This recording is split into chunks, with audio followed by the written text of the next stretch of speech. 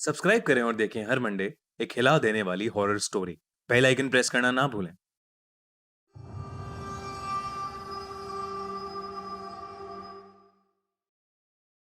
1 जनवरी 2003 की सुबह रितेश और उसके दोस्तों के साथ एक ऐसी घटना हुई जिसे वो आज तक याद करते हैं।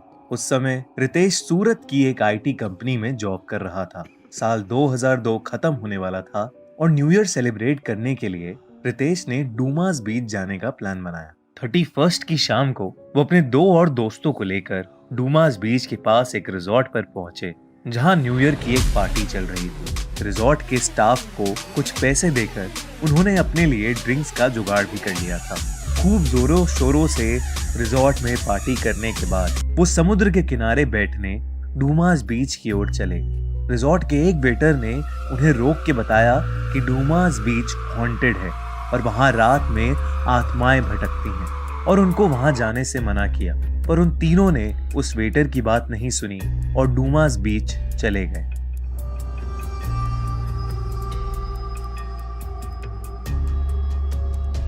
तीनों डूमास बीच पर बैठे हुए अपने हाथ में के ग्लास ड्रिंक लिए गप्पे मार रहे थे। डूमास बीच एकदम सुनसान थी और इन तीनों के अलावा दूर दूर तक वहां कोई नहीं था।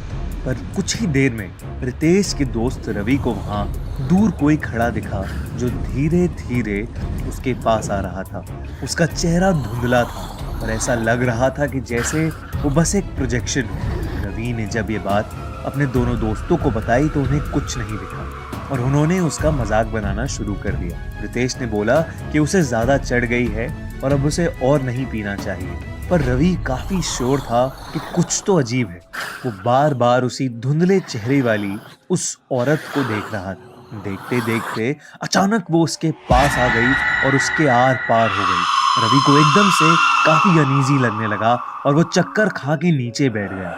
रितेश ने उसे पानी पिलाया पर रवि की हालत और खराब होती जा रही थी। उसका शरीर गर्म पड़ने लगा और वो ठंड से कपकपाने लगा।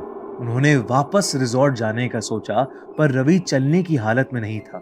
रितेश ने अपने दूसरे दोस्त पुनीत को रिजॉर्ट से पानी, दवाइयां और जैकेट लाने को कहा। जैसे ही पुनीत वहां से गया वैसे ही रितेश को किसी के रोने की आवाज आई। उसने देखा तो समुद्र के किनारे पर बैठी एक औरत नीचे मुंह करके रो रही थी। उसे भी समझ आ गया कि बीच पर और देर रुकना ठीक नहीं है। वो तुरंत कांपते हुए रवि को उठाने बढ़ा।